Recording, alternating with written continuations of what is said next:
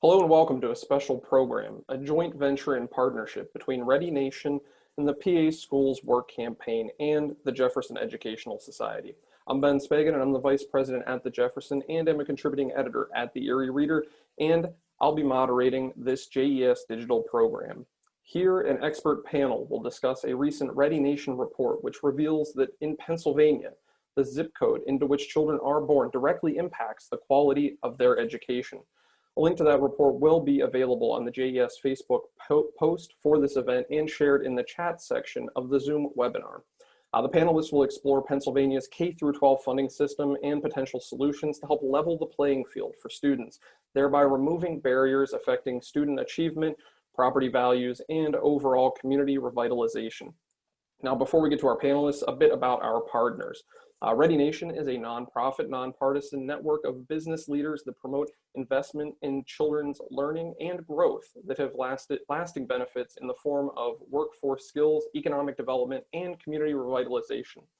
The PA Schools Work Campaign is a statewide coalition working to ensure that all Pennsylvania schools have the resources necessary to provide an adequate and equitable education for all of Pennsylvania's children.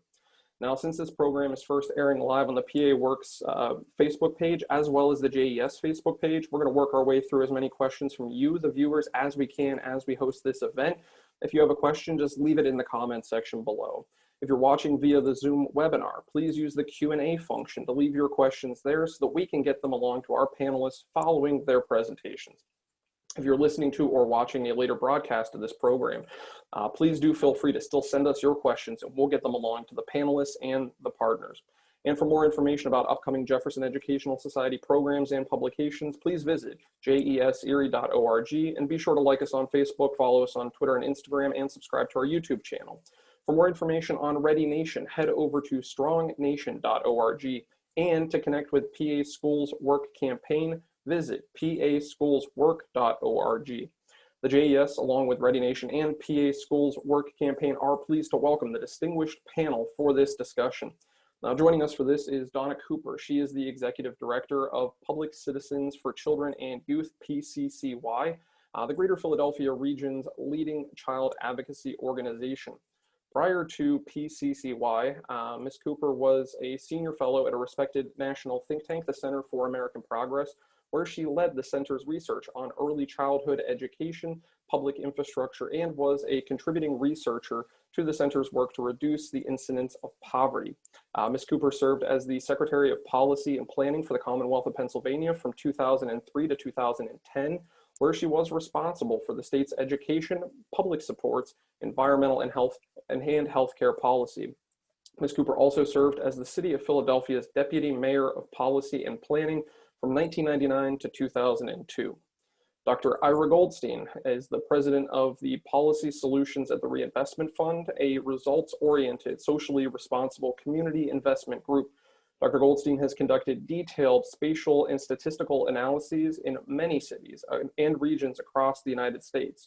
Those studies are used by local governments to craft policy responses and allocate scarce resources based on local conditions.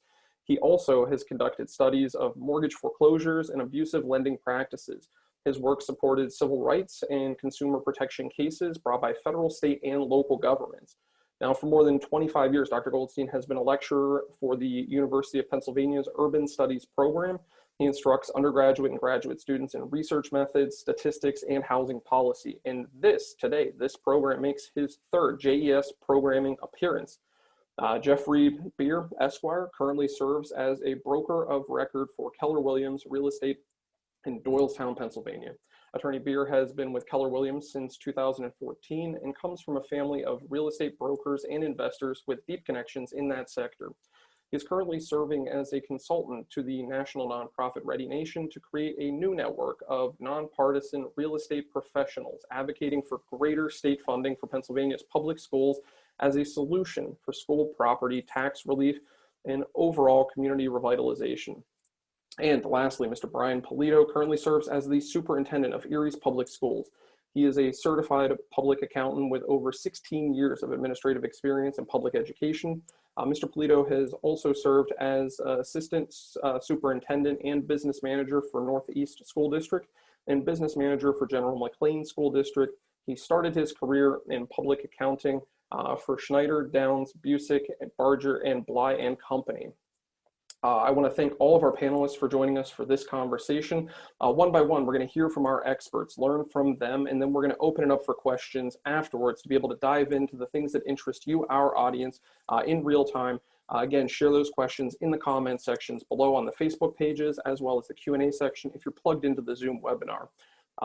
Donna Cooper, if we can start with you.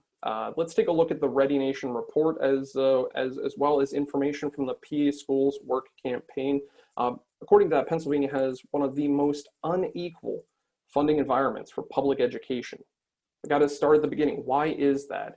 What are the implications of that? And most importantly, what can we do about it? So Donna, over to you.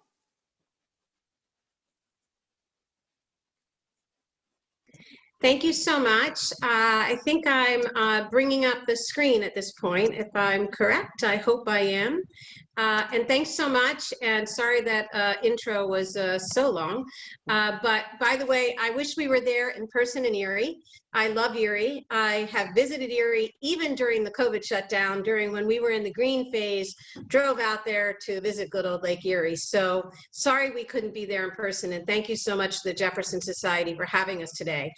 So, you know, you really asked an important question, Ben, because the issue of school funding in Pennsylvania is one that I think is critical to understand for the revitalization at Erie, which is so important to the Jefferson Society members and so important to the Commonwealth of Pennsylvania. And it's also so important to the families that live there. So I just want to walk you through, look, you guys are working very hard in Erie to really develop the city. With the Bayfront improvements, and there are many. The Downtown Improvement District, even during the COVID shutdown, watching that work go on was impressive. The extraordinary investments of Erie and Erie Insurance, really changing the landscape. And then, of course, building the higher ed sector. Congratulations for the new community college, and obviously Penn State's growing footprint in Erie. These are really critical things. But one of the things that we notice is that to build a prosperous economy, our new head of the Treasury speaks to us about that economists are pretty clear that diplomas, college diplomas and advanced degrees are critical to economic success. And so Erie, which has a pretty strong landscape of higher ed institutions and it's growing, doesn't necessarily have the pipeline that is producing the local students to go to those schools. And in fact, when you look at the Buki plan, which is really critical to what's happening there, new Americans, the immigrants in your communities, the Black and Latino families in your communities, and the working class families who for years have worked for the plants there, they need a stake in this plan. And downtown development and Bayfront development, real estate development in general, isn't enough at stake. And really what gives them the stake is their schools. And we'll explain why as we walk through the relationship of real estate values to education spending, to community revitalization. And, you know, we're not here today on some like kooky notion. I thought it would be good to know that the Urban Institute and Brookings Institute, friends, I think, of the Jefferson Society, really have said that when you're thinking about rebuilding a city, that if you look at step number 5, you need to align bricks and mortar investments for regional prosperity with improving the educational infrastructure. So to your vision for the Jefferson Society, enhancing the civic future of Erie, I think it really does require all of us to think about how we focus on education because it builds equity for the families who live there in the city, not just the developers or businesses who are making extraordinary investments in your community. So this is what your city looks like. You got a network of schools, and I won't spend a lot of time on that because we're so lucky to have the superintendent here. But one of the things I think we all know innately is that home buyers choose where they live by the value, the quality of the schools. In fact, nearly 8 in 10 home buyers want to know what the school district's like before they make a decision about where they live. And one of the challenges in Erie is because your schools are struggling, in comparison to Harbor Creek, your home values are pretty depressed. So if you look over the last 1.5 years, January 2018 to July 2020, you're getting an extra $100,000 of value in a home in Harbor Creek than you are in the average home in Erie. And when I think about the goals of the Jefferson Society and building equity, inclusive equity, this is really a key issue for if we want to build a Black middle class, if we want to have new Americans in Erie be part of the middle class, attending to the issues that affect their home equity is very important. And that biggest issue is the quality of their schools. And not only the quality, but the level of taxation. Because if Erie has a higher tax burden than its surrounding communities, the ability for families to choose to live there affordably and go to quality schools is undermined. And of all the municipalities in your county, your combined school district and municipal property taxes are the highest. And half of your local millage is due to your schools. And I think it's great that your community is willing to pay for your schools. The problem is that since the millage rate is lower in Harbor Creek or Lincoln Park or other parts of the county, people can choose to live there and increase the value of homes there as opposed to in the city of Erie. And it also means the people in the city of Erie, more of the poorer people in the county, have the highest local tax burden. And so basically, over-reliance on property taxes negatively impacts community revitalization because it drives families of upper means out because they can make choices. They can choose a higher value home for a lower price, and it certainly affects equitable growth. And Ira is going to talk about the findings that show that when we increase state aid in schools, we see property values rise. $1 in state aid for school districts across the country can return $20 in home value. Now, we don't want $1, we need millions of dollars. So think about that in home value. And Ira's going to walk through that more in detail. But one of the reasons we've raised this point about state aid is because Pennsylvania is among the lowest in the country in terms of funding schools. 47%, we rank 47th in the country for funding schools, even though we are the 5th largest state. Think about that. And so, you know, when I went to school, and maybe I'm the oldest person here today, although I think Dr. Goldstein is a little bit older than me, but I don't know about the folks on Facebook or who's here from the Jefferson Society. But, you know, when I went to high school, and I graduated later than 1971, for the record, the state was funding 54 cents of every dollar needed for education. And now the state is down far below 30%. So what that means is some communities have the wherewithal to support their schools and others don't, because lower state aid and a high millage doesn't necessarily mean it's producing a lot of money. And so Pennsylvania is the state with the greatest disparity between rich and poor school districts. And what we find is that in the wealthy school districts, they can spend 33% more on kids than in the poorest school districts. And they get proportionately better results.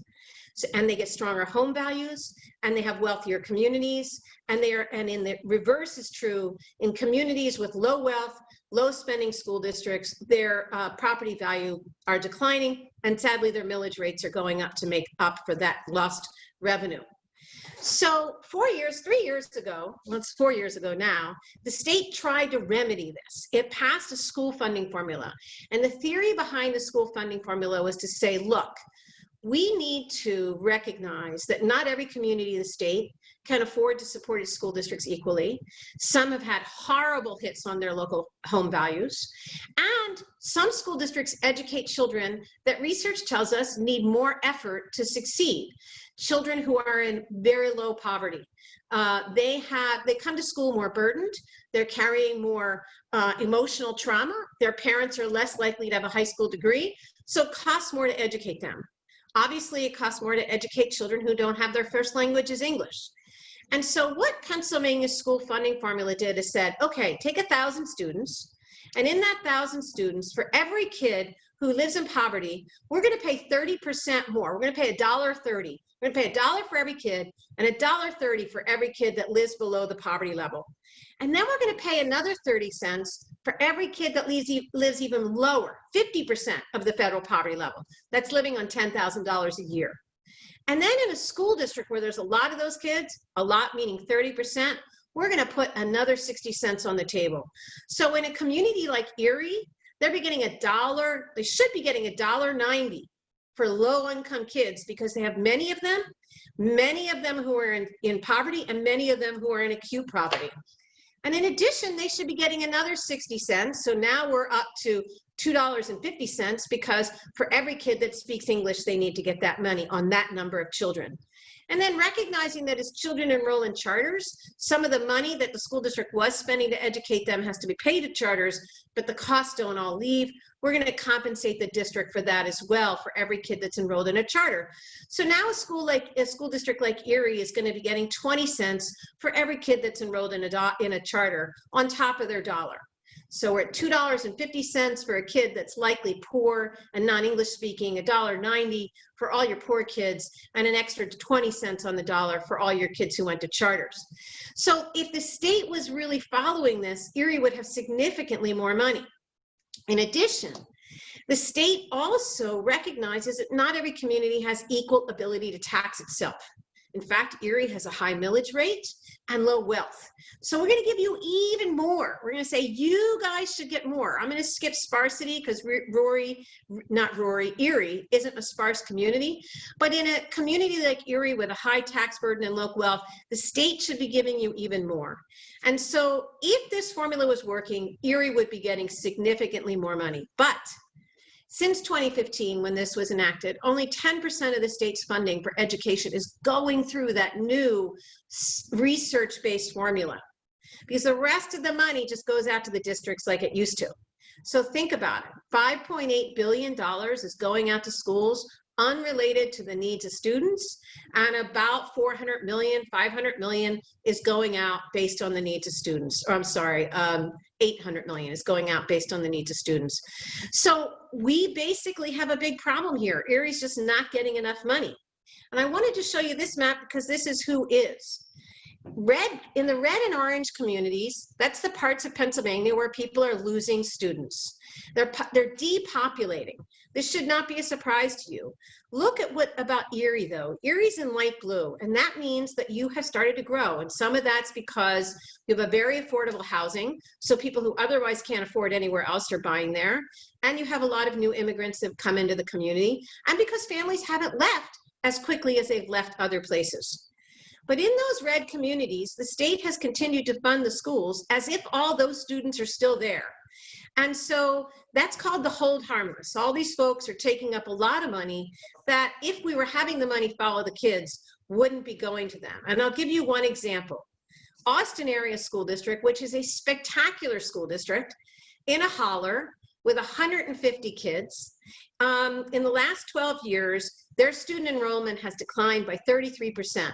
They went from about 250 kids to 150 kids. But their state aid has grown by 94% because the state money has stayed, their state aid per student has grown because as they lose kids, de facto, the amount left over to spend on the rest of the kids has stayed the same and actually grown. So in fact, in Pennsylvania, there's an incentive or a policy that says, if you're losing students, we'll give you more money. And that's just not the situation in Erie. In addition, places like Erie have seen their special education funding needs grow.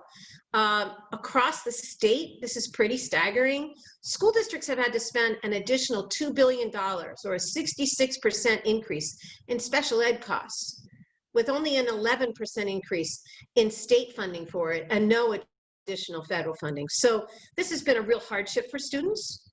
And so overall, when we think about it, and you'll hear more detail about this from the superintendent, the state is about $4.6 billion behind where it should be to fund our schools. And where it funding the schools at that level, the struggles in Erie and your burden on your local property taxes would be much less. And so the big message for the Jefferson Society and the folks who are invested in the community revitalization of Erie is get engaged in the work to get the state to fund the schools. It'll mean less pressure to boost your taxes. It will mean families living in Erie will see their property values increase. And it will mean that combined with other traditional economic development strategies, you can become a model for equitable growth because you will have delivered for those hardworking families, African-American families, new American families in Erie by giving them the stake they need in increasing and appreciating property values and better schools. And that's what it's going to take to really revive Erie for the long term. So that's what we wanted to present here today on behalf of the campaign. I'll turn it back over to you, Ben. Donna, thank you so much for going in and really laying that foundation for us to be able to understand the disparities, the inequities in the funding model. I'm sure that those are a lot of numbers, and I'm sure we're going to come back to that in the Q&A. People are going to ask for a recap on that. I know one Sure. that's top of mind for me is 47. We rank 47th in the nation when it comes to this, and I'm sure we'll come back to it. I appreciate going through all of that. But this also has impacts in the real estate sector. And we've got somebody who's an expert in that. So Jeffrey, I want to turn to you. You're the realtor. You're with KW Real Estate. Given what Donna just talked about, school funding in Pennsylvania and its impact on school quality and property taxes, how does that then bleed over into the real estate market, the real estate sector? What are the implications there? Well, we can't, thank you, Ben, and thanks for having me. We can't overlook how all of these issues are inextricably tied together. When we talk about community revitalization, it really begins with demand and with capital. People have to want to be there, which is the interplay with the school quality issues, but it also has to do with the financial aspect of it. The capital and the demand are the conduits through which revitalization really occurs. Let me give you an example. It was sort of pointed out by Donna that there's been a lot of sort of commercial revitalization going on in Erie. Well, this is important and it can't be overlooked because when real property is purchased, it generates transfer tax. Then when it's improved, it generates jobs. Then also, due to that improvement, it can be reassessed, which generates higher property tax revenue. There's license fees, there's inspection fees, there's permit fees. So there's this huge influx of capital in that process alone. And then if it's sold, there may be even higher transfer taxes. But even if it's held, if it's on Main Street, it brings stores to the storefront, which brings people and sales tax. And so there's this huge revenue that's generated in this process. Concurrently with that, though, we must also recognize that equity in real estate for families is what buoys their wealth and buoys their financial independence. And so along with that, the issues like school quality, which brings families and people to those communities, that sort of increases that overall process of revitalization.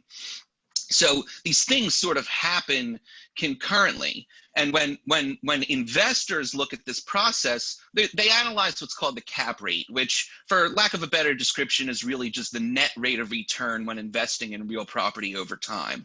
And when you look at cap rate, it's a simple cost-benefit analysis. What are my carrying costs in that real estate versus how much am I going to generate out of it? And one of the big issues or factors playing into your carrying costs is, do I have overburdensome real estate taxes that I will have to deal with over the lifetime of that investment? So when you're looking at a community and you're analyzing that investment, do I want to make my investment here? If you're dealing with insurmountable amount of property taxes because it's not level and it's fluctuating, or it's just simply too high to pay for something like school quality, that's going to be a deterrent. That's going to be a barrier to entry for this influx of capital that we so desperately need in order to accomplish this process of revitalization. And the same holds true for families, right? When you're looking at what's my mortgage payment going to be, a giant factor of that's going to be, what are my taxes and what am I getting in return? And so, of course, Donna, showed that people are willing to compromise significantly to get that education for their family. But if you're paying too much and you're not getting it in return, that's going to be that sort of decrease in demand, which is all interplaying together. People just simply won't want to be there. I want to sort of put that aside and then give you the perspective from someone who's an agent and a broker, you know, we do a similar analysis as a broker. When we look at where do we want to conduct business, one of the primary factors we look at as a brokerage is, are there enough agents selling real estate here at a high level that it would be worthwhile for us to be in business with them? And I think you have to look at the barriers to entry here also. We just saw some of those statistics. I had the benefit of a conversation with a manager in a real estate brokerage in Erie, and he sent me some of the numbers from the Erie Board of Realtors November 2020 statistics. And it showed that basically the median sale price for a single family home in Erie within that Board of Realtors was around $138,000. I was also explained to me, and Dr. Goldstein, correct me if I'm wrong, but my understanding is the median income is about $33,000. Well, when you're selling real estate at $138,000, there's an old joke that the only math brokers can do is multiply by 3%. Well, the average commission is actually closer to 2.7%, but when you do this math, to get to that household income, to even generate an income of $33,000, you've got to sell about 9 properties, and that would be if you had no expenses. It's really something like 12 properties. Well, there are other places in Pennsylvania where the average sale price, Ben, is $350,000. So to make the same income, you'd only have to sell 4 houses. And I point this out because it brings about the question, do I want to do business here? Do I want to work half as hard and sell real estate somewhere where the real estate has more value? And this is an important factor because it actually interplays into what the average sale price is, because there's also statistics from NAR that show that good representation brings about higher sale prices and generates higher transfer tax revenues. And the dearth of that representation can do the opposite. So all of this to say that it's really a tale of two cities where demand is depressed and low, potentially because of underperforming schools. Investment will also be low, and that only just worsens and worsens. Where if you look at places where demand is extremely high, it just continues to improve sale prices, create revenues, and people just want to continue to live there, and people want to continue to do business there. So, you know, I just want to point out how we can't look at these issues in a vacuum. They affect so many industries. They affect our jobs. They affect our capital, and that balance, that steady tax base is almost this buoy in this entire conversation. And as we'll hear from Dr. Goldstein, school performance is one of the things that levels out, and proper funding to get there is one of the ways that levels out many of these barriers to entry. So Jeffrey, I want to thank you for that. I think painting with a really broad brush, one of the things that stuck with me was reading in Triumph of the City from Edward Glaser, that people make a decision of where to live based on 2 factors, weather in January and property taxes. Exactly. One of those things you can control. And in Erie, Pennsylvania, we know what Januaries look like. The other thing we can't control. And so we really see the bleed over effect into other sectors. That's so important to understand that. But you mentioned Dr. Goldstein's research. So Ira, I want to go to you. Your work with the Reinvestment Fund is at the centerpiece for the Ready Nation report that we are taking a look at here. Can you explain the research, the calculated impact on property values from increases to school quality? Give us some of the behind the scenes look at that report, your research. Sure, Ben. Thank you. And good afternoon, everybody. Get this going. My name is Ira Goldstein. I'm with an organization based in Philadelphia called Reinvestment Fund. We are investors. We're a nonprofit community development financial institution that operates certainly across the entire Commonwealth of Pennsylvania and really throughout the nation. We've historically invested in affordable housing and charter schools and child care centers and arts and culture spaces and fresh food retail, and all the things that communities and individuals need to have a really sort of a vital, healthy, equitable stake at a good life. Education has historically been part of what we do, and whether or not it's through the investments that we make or the policy work that we do, it has become sort of a critical component of the work. Today's work that I'm going to talk to you about a little bit was work we did back in 2017, which now feels like an eternity ago because 2020 has been so brief. And it is work that was funded by the William Penn Foundation in Philadelphia. Fortunately, it ended up being the kind of work that was necessary to support the work that Donna and her colleagues at Ready Nation were doing around looking at what investments in education actually mean and what they translate to. I think really about this work more generally in the sort of in the overall context of we have all kinds of things that we all work at. We all have kinds of things that we invest in, and we want to make sure that those things that we work at and invest in really are the kinds of things that improve the conditions for our community, for ourselves, and for others. And one of the things, as I said, is education. So the thing that we set out to do was to take a look at what it means to make the investments and to do the work that's necessary to improve school performance in terms of how that becomes reflected in home sale prices as just sort of as an indicator of all that. So we looked at, and remember the work was done in 2017, we looked at the change in home sale prices across the Commonwealth of Pennsylvania from 2010 to 2015. We looked at school quality as measured by standardized test scores. And one of the things that is going to be really interesting, and I can't wait to hear also what the superintendent's interpretation of some of this is we look at the extent to which schools are performing where they need to be, but also the ability of a school district to reduce the percentage of children who are performing at the more challenged levels. So there's really two ways that we look at school performance. And we do that, all of that, in relation to home sale prices, statistically controlling for how much places changed in their population, what the employment and unemployment circumstance looks like, what the prices were at the beginning point in time, and then whether or not the school district that we analyzed, again, all the districts across the Commonwealth, were in rural, small town, suburban, or urban districts. Over the period of time that we studied, you'll notice that more or less home prices corrected for inflation and school performance really travel in sort of the same direction. Over that period, they declined a little bit. Now, you're coming out also of a recessionary period, so the fact that Pennsylvania's prices were declining in a real term means that we weren't really coming out of it yet at that point in any meaningful way. But you'll notice also that the school performance measures, and that we used reading, but you could use math as well, be a similar picture.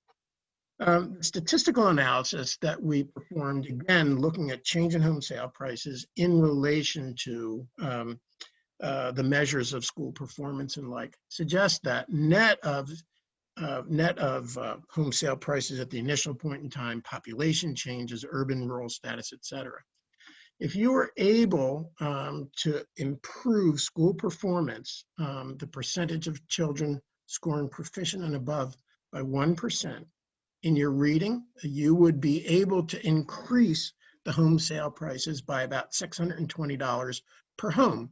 Obviously, 5% would translate into about $3,000 per home. In mathematics, the return is just a little bit less, but frankly, not appreciably when you think about the fact that children are also getting educated along the way. Those prices go up about $500 or up about $2,500 for a 5% change. Now, here's where it gets back to that point that I made about changing the percentage of children who are at those lowest, the most challenged performing. If you were able to reduce the percentage of the children in the district who are at the most challenged level just by 1%, you would see about a $775 increase in home prices, which translates, or about $3,800, $3,900 for 5%. And with math, again, you see a slightly less return in those home sale prices. And again, important to note that these are net of all kinds of other changes that are going on in the community, whether or not you're gaining or losing population, whether or not you're urban, rural, suburban, et cetera. So what this tells me is there's a real return on investment in home sale prices if you are able to improve the performance of the children that are in your local school district. What it also tells me is, and I'm going to just really run through this table quickly, is that it has the most impact in communities that have the lowest prices. And in the communities that have the highest prices, quite frankly, you don't see as much because typically they also have the highest levels of performance to begin with. So the school districts with the lowest prices see the greatest return in home sale prices. Now, talk about taxation. Taxation, in some measure, is a function of the fact of, you know, what the value of your real estate is. What this tells us is, if you are able to improve that school performance by 1%, if you are a modest-sized city of about 35,000 residents, you would see about $113,000 a year in improved property tax revenue and transfer tax revenue. If you were able to get that performance up by about 5%, you'd be seeing about $567,000 increase, aggregate increase in those things. Without necessarily raising everybody's taxes, you're essentially seeing that increase in value that's doing that. And I would venture to say that most people, when they look at their tax bill, if they see their property value rising, they're much more willing to accept that little bit of increased tax than where their values are falling and their taxes are going up. So it's really sort of a cyclical kind of connection between these two things. But I emphasize that when you raise that performance, you see that increase in those home sale prices and in that related tax revenue. So key findings, those prices were on a similar trajectory over time as well as performance. But what you do see is increasing property values with increasing percentages of children who are performing at that basic level, and even greater effect at that if you're able to sort of work with those children who are performing at the most challenged level. And I think it's also important to emphasize that the translation of that is a stronger tax base, which allows you to make those additional investments in education. And lastly, I would say is that those benefits are even greatest in those places where those home sale prices are lower. And again, having looked at this data and trying to stay on top of what's happening to real estate across the Commonwealth, and with the data that Donna presented during her presentation, the Erie market is going to be in that strata of lower priced real estate markets, and Jeffrey mentioned it as well. So the idea of being able to see an even greater increase in a district that has that kind of property market, I think makes it a much more appealing and much more important investment. And with that, I will stop. Thank you. Dr. Goldstein, thank you for that. That's, I think being able to put numbers to this, research to this, helps validate what it is we're looking at. This is data. We can't argue against the data. And I seem to take away from this, it is a snowball effect for those communities where prices are already lower. And this can really be a beneficial help to that. So thank you for sharing that, unpacking that. I'm sure we're going to get a chance to come back in and dive into a couple of those slides during our Q&A. But we've got Superintendent Brian Polito with us as well from Erie's Public Schools. Superintendent Polito, I want to ask you about equity and adequacy when it comes to public education funding. It's certainly something that you are familiar with. Can you talk to us about how everything we just heard applies locally to the Erie School District, Erie's public schools, and in the broader Erie community, how that ripples out, how school districts are in conversation with each other around this topic? Well, thanks, Ben, and thanks for having me. As you indicated, my background isn't really in education, it's in accounting and finance. And between my auditing experience and experience in school districts, I have about 25 years working with school districts on financial issues. But all that experience until I came into Erie was in some of the suburban school districts surrounding Erie. So that was a much different experience than what I had when I came to Erie. I was hired in 2015 as the CFO here in Erie, and they brought me in to help them correct some of their financial issues. And I had some experience doing that in some other school districts, so I did come in a little cocky, thinking I might be able to help right the ship. But I came into a very unexpected experience, and despite my background in school finance, I did not realize how the funding formula really impacted some of these urban school districts across the state. And so when I started back in 2015, one of the first things I took a look at is our cost per pupil compared to school districts in Erie County and across the state. And what I found was that we were spending less than 90% of the school districts across the state. So there really wasn't any room to make cuts. They, over the past 5 years before that, they had closed a couple school buildings, eliminated about 200 positions, and cut a number of programs. So again, there wasn't much that we could do on the cost side. Despite that, we had some projections done, and even with those cuts, we were projected at that time by 2020 to have a $14 million budget deficit on a $200 million budget. So again, still being in the bottom 10% on spending, we were facing massive funding deficits moving forward. And with that, and some of the panelists mentioned this, our tax rate at that time was the second highest in the county, the school tax rate. And if you look at the chart to the right here, because of the number of exempt properties that are in the city, the amount of revenue we generated from that high millage rate was third to the lowest compared to the other school districts in the county. So even though we had a high tax rate, we weren't generating the revenue we needed to balance our budget. And really, as we dug into it and really took a look at it, we were, one of the poster childs for the broken funding formula here in the state. At that point, we were in the bottom 3% compared to the other 500 school districts across the state as far as median household income, economically disadvantaged, and we were in the top 2% for English language learners and charter enrollments. And if you remember Donna's presentation, the fair funding formula gives you additional funding for that because those students have many more challenges than others do. And despite all that, again, compared to the other school districts in the state, we were in the bottom 3% compared to state. If you looked at our state and local revenues on a per pupil basis, and the bottom 7%, even if you folded in the federal revenues. And because of the dynamics here in Erie, over the last 20 years, many of the school districts in the county really benefited from hold harmless. They saw some pretty big drops in enrollment. Some of the school districts I worked in had a 20–30% drop. And again, because of that hold harmless, they kept their funding where it was at.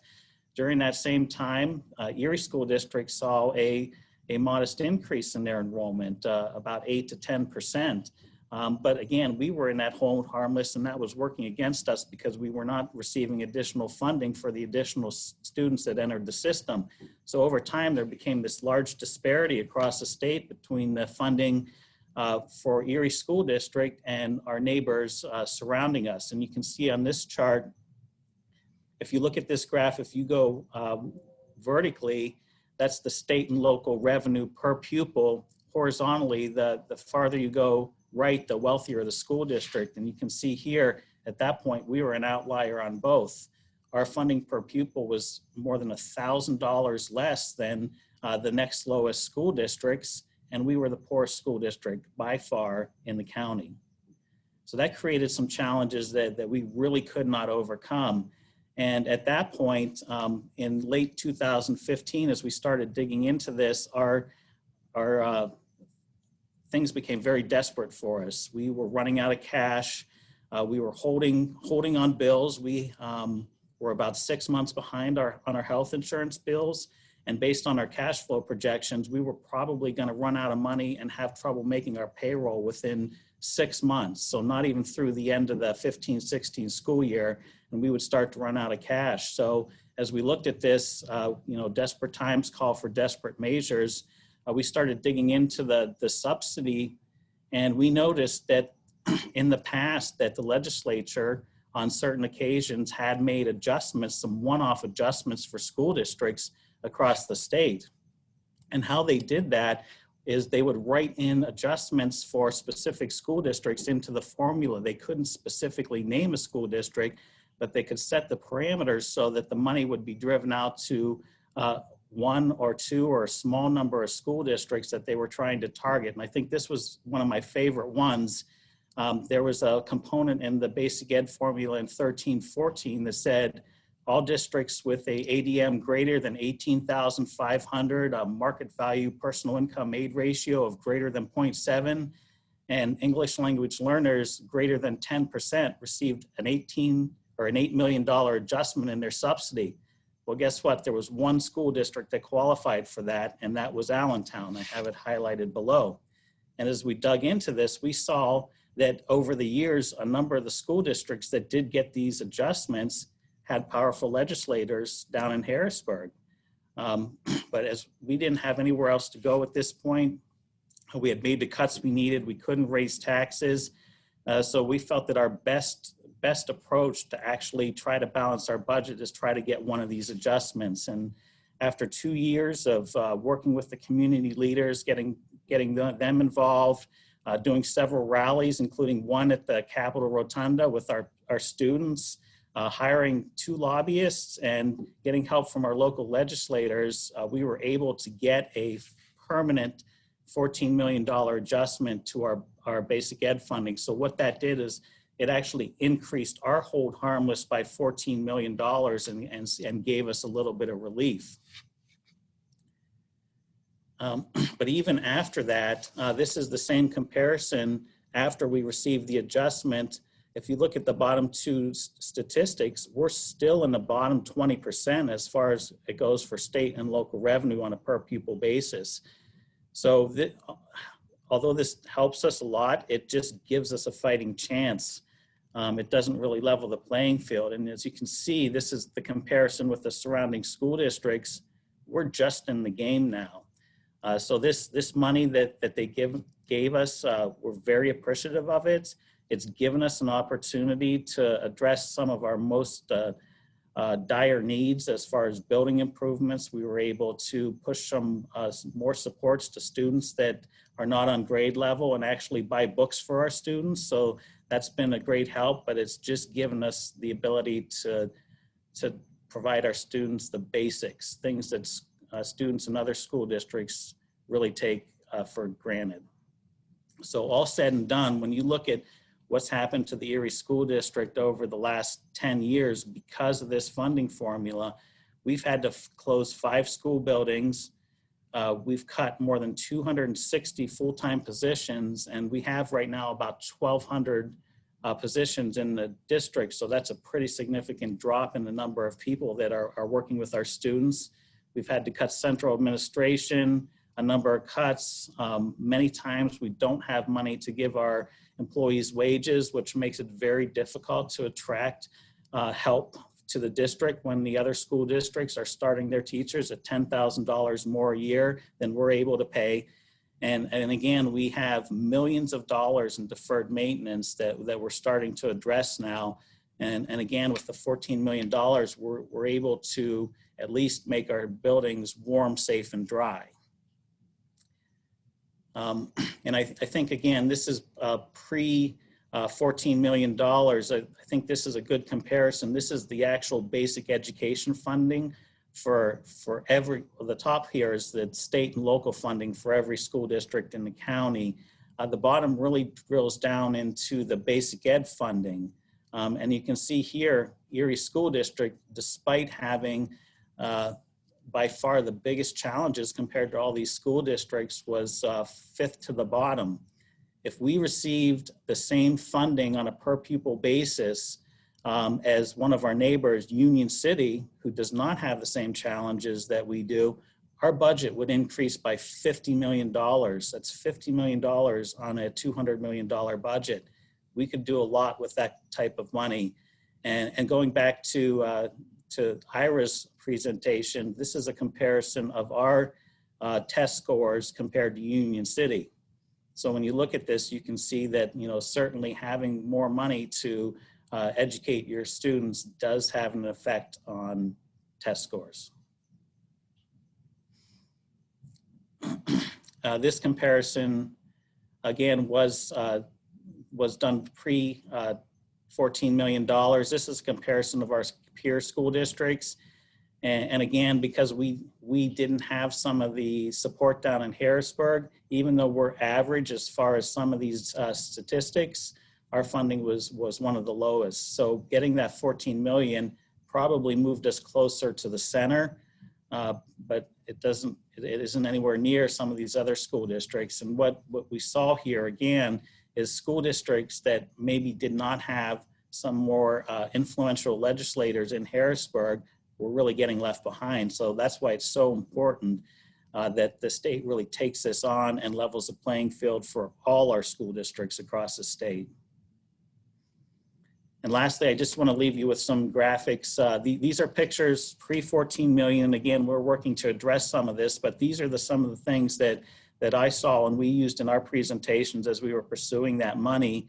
You know, these, again, working in school districts for 25 years, these came as a shock to me that, you know, that school district that was just 10 miles away from where I was working previously would have these type of conditions in their schools. As things really broke down over the last 20 years, we did not have money to repair them. So this is Collegiate Academy. This Collegiate has ranked number 5th and 6th in the state as far as academics consistently. We didn't have at that point enough money to repair the entire building. So if something broke down, we abandoned it. This was the pool space. And this was near and dear to my heart as, you know, as an accountant, seeing what the conditions are for the accounting class at Central Tech was very disturbing. And really, again, working in the county, comparing our facilities to what some of the school districts that have benefited from Hold Harmless really shows what this has done to school districts over the years.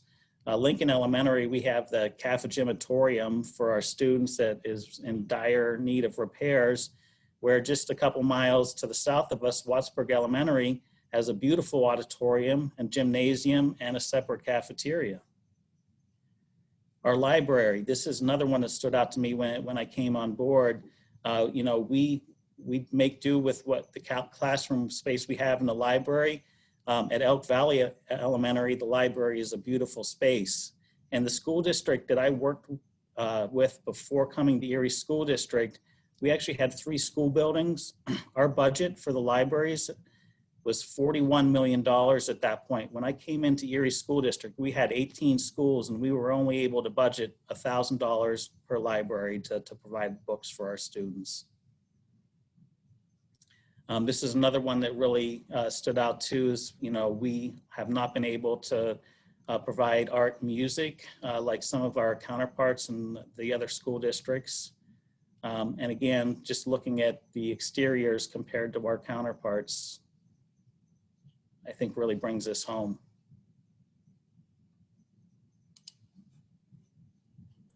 Superintendent Polito, that is shocking. I know you said you're going to show us some graphics at the end, and that to me is just graphic, that the disparity you've captured in the visuals and as you've laid that out. Now, Dr. Goldstein mentioned early in his remarks 2020, feeling along, and that his research was in 2017.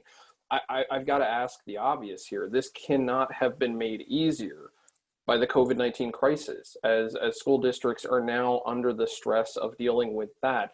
So just briefly, as we acknowledge it, because we'd be having this program live in person otherwise, here we are doing it digitally. COVID-19 is impacting all of us. How is this impacting public schools and the funding model? Superintendent Polito, can I go to you first real quickly? Donna, I want to go to you next, then Ira to weigh in, and then I'm going to close out with Jeff just real quickly on what it's looking like for the real estate market on that. Yeah, it's really, we're not sure how it's going to impact us yet. Pre-COVID, we were feeling pretty good. Again, we didn't have some of the bells and whistles our surrounding school districts have, but we were able to address our immediate needs and get some curricular materials to our teachers and start to address our facilities. It's not looking like we're going to be able to do all those things post-COVID. Again, the jury's still out, but more than likely we're going to have to adjust our plans and scale things back. Donna, what are you seeing as you're observing schools react to the COVID-19 crisis?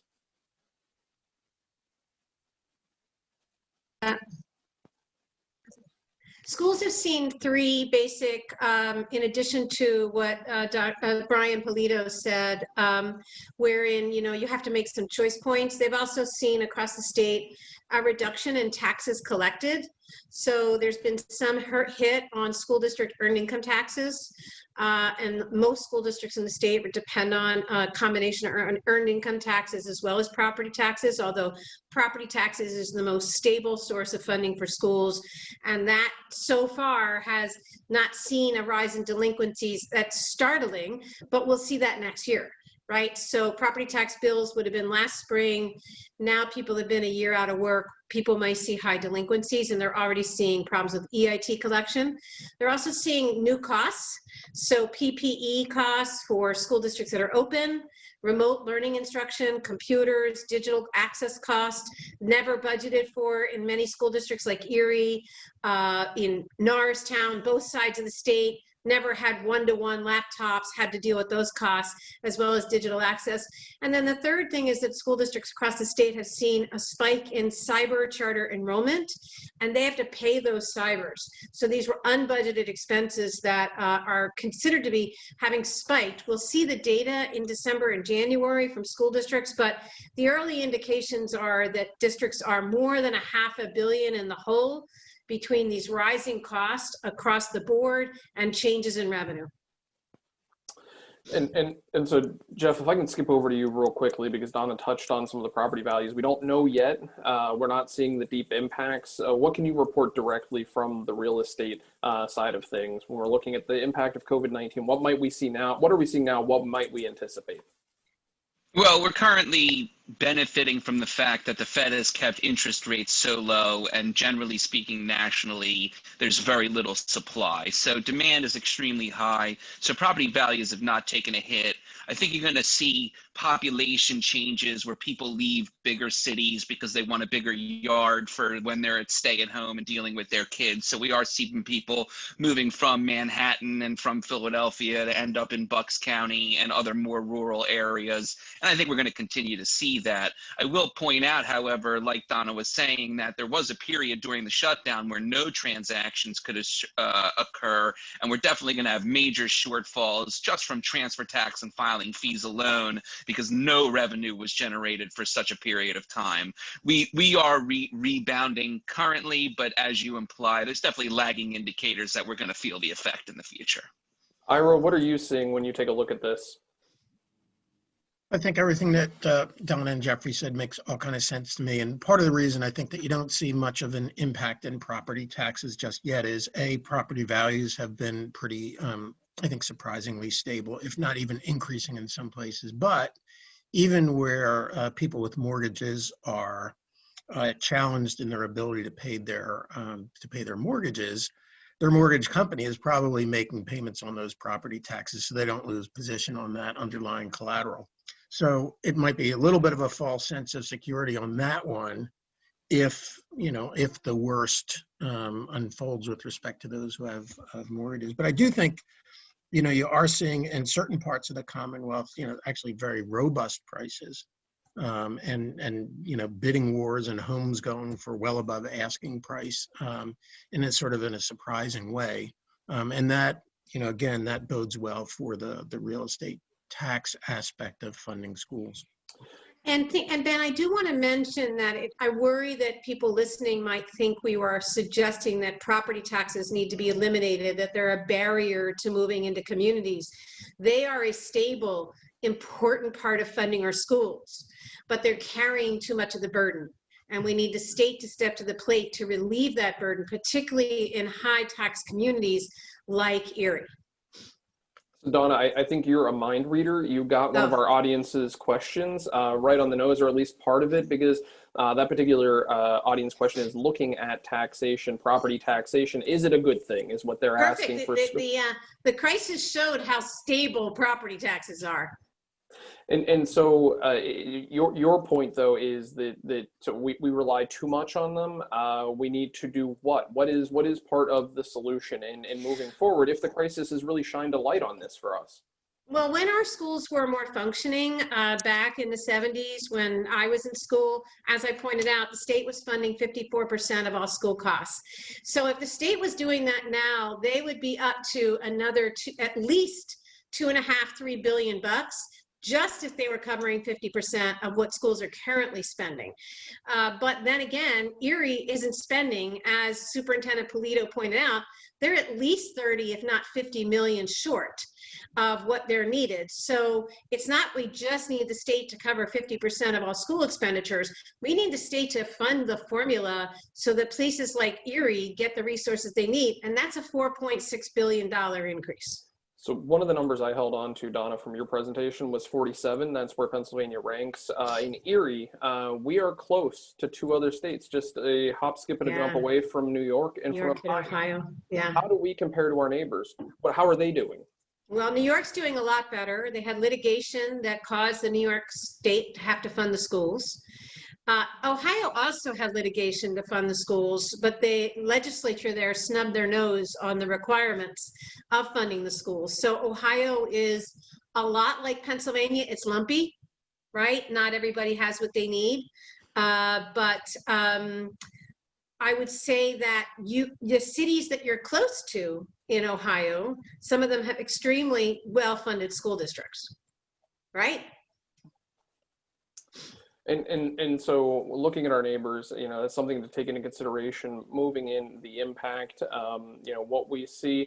Superintendent Polito, I want to ask an audience question, or at least direct it toward you. We're looking at, and I think you covered a lot of this in your presentation, but to go back to it, how schools spend money and how much money is spent is what this person is looking at. So if you can review again, just for us here in the conversation, how you're making a lot out of a little, and again, that difference, because I think of that $50 million number that you called out in attention with the difference with Union City. Yeah, I think, again, with, I guess I can't weigh on what the right number is. I think the funding formula that was proposed under the Rendell administration really tackled that in a thoughtful process. So that would be a good approach. But, again, when you look at our funding compared to the other school districts across the state, if we just spent average what the other school districts spend, we would be seeing a $40 million increase in our budget annually. And interestingly, the fair funding formula, when we ran through that calculation back in 2016, if they would distribute all of the money that's currently in the pot using that formula, Erie School District would receive a $36 million adjustment. So Donna, you talked about the difference in the 70s to now, the amount that the state is putting in and how that has declined precipitously and drastically over the decades. Superintendent Polito, Brian, you talked about the importance of having your local representatives fight on your behalf, and you mentioned Allentown as an example of how they were one of the only school that qualified under the criteria that had been set. Mm-hmm. And so, looking at this, what might local representatives, an audience question here, what might local representatives need to do or need to know from their constituents of how they can argue on the school district's behalf to get better funding? Well, getting your legislators involved is key. That was key for us when our delegation started advocating on our behalf, especially our state senator, Dan Laughlin. Things started to change. And anybody that would want to do something similar to what we've done, I say you need to pull the data together. It was a long process. Again, 2 years of really getting the community involved and interested and starting to reach out to Harrisburg. Again, we had to hire lobbyists. We made countless trips down to Harrisburg, down and back in one day just to have a half-hour meeting with a legislator or somebody there. It was a lot of work. So you really have to have your ducks in a row and make sure that, you can make the case and nobody can poke holes in your numbers. And then Donna, I want to go to you for an answer there, but I just want to, for those tuning in who aren't in Erie, Pennsylvania, I want to remind that trek down to Harrisburg and back is actually the longest of any one of the 67 counties in the state of the Commonwealth of Pennsylvania to its capital and back. So that's not a hop, skip, and a jump across the border. That is, in fact, a long trip to make, to have to go for a half-hour meeting, a 10-minute meeting. But those meetings are critical. Donna, you were about to jump in as well. What do you advise? Well, yeah, two things I wanted to say, Ben. We're actually spending more on education than we did in the 70s, but as a share of the total education spend, the state is a much smaller share because inflation obviously has happened since we were in school. You know, a carton of milk doesn't cost the same now as it did in the 70s. So, but I would say there's a couple things people need to recognize. Pennsylvania has the lowest personal income tax of any state that has one, 3.07%.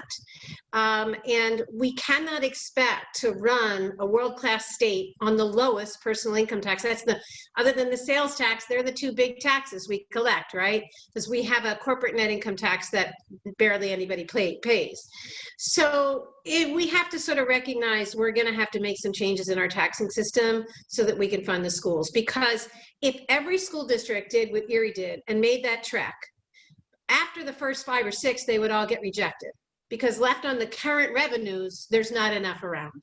So we have to, you know, grow up and say we're going to join the big leagues and we're going to be like Massachusetts and we're going to be like Maryland, prosperous states, strong community development, strong real estate markets, and the best schools. And we're going to do what it takes to get there, and that's going to build inclusive growth in Pennsylvania.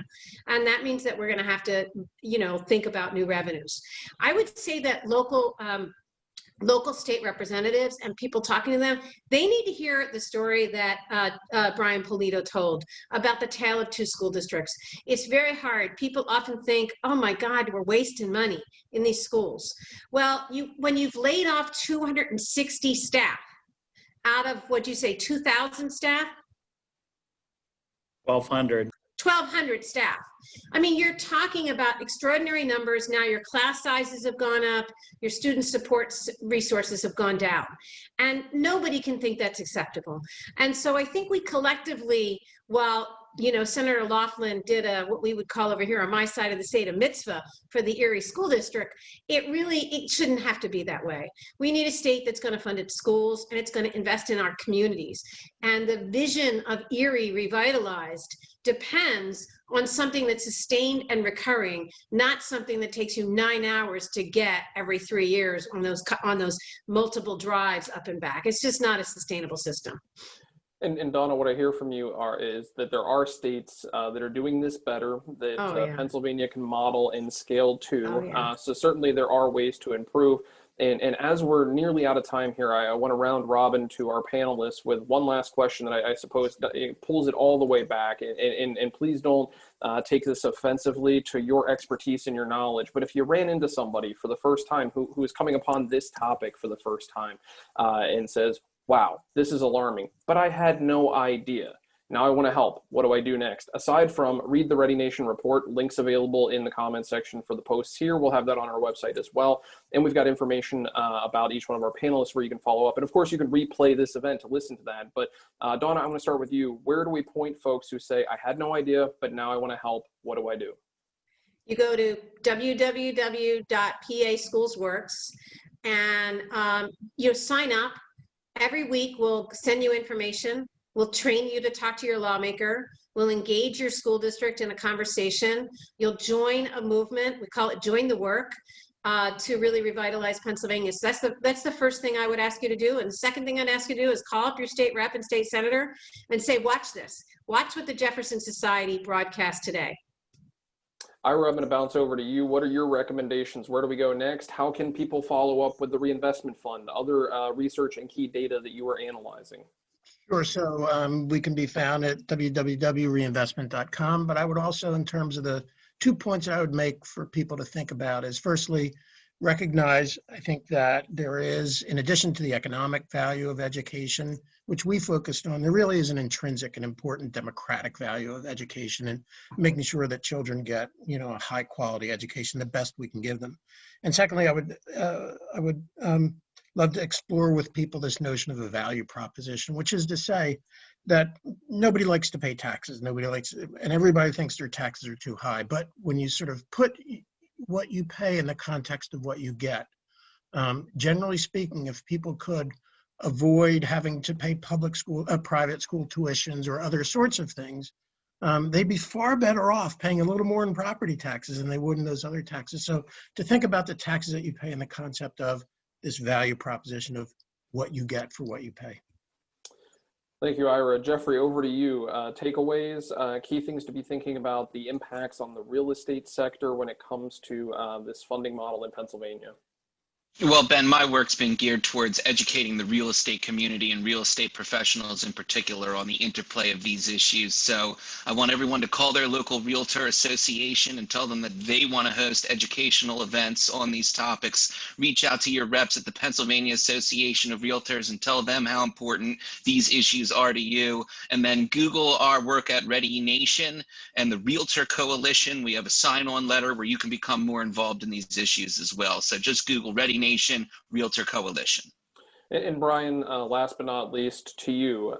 First time folks are hearing about this, they're plugged in, they want to do something. What is that something? What do we recommend? How do they help you? I think number one is awareness. As I said, I've been in the system for a long time, and I never realized, how this would impact the students across the state. Get yourself educated, and as Donna said, get involved. Talk to people about it. My friends and family are sick of hearing about it. I'm not invited to dinner parties anymore, but I still talk about it. Everybody that comes in my office, I pull that presentation up and share it because people need to know and understand what's happening here in Pennsylvania. Excellent. Thank you to our panelists, Donna, Ira, Jeffrey, Brian. Thank you all for sharing your knowledge, your insights, and your experiences and expertise. And thank you for sharing that time, energy, and effort here with us in this very special program, a joint venture between Ready Nation and the PA Schools Work Campaign and the Jefferson Educational Society to have a conversation today about PA school funding. Thank you all so very much. Also, a big thank you to all of you who tuned in, whether you're watching live across any one of the platforms we're making this available or watching a later broadcast, streaming this on demand. Thank you, thank you, thank you for tuning in and being part of this. More information can be found about Ready Nation at strongnation.org. To connect with the PA Schools Work Campaign, please visit paschoolswork.org. To stream past JES digital programs on demand, visit jeserie.org. You're going to also find information about upcoming events as well as an archive of a wide array of publications. On behalf of Ready Nation and PA Schools Work Campaign and for the Jefferson Educational Society, I'm Ben Speggen. Be safe, be sound, and thanks for listening and learning with us.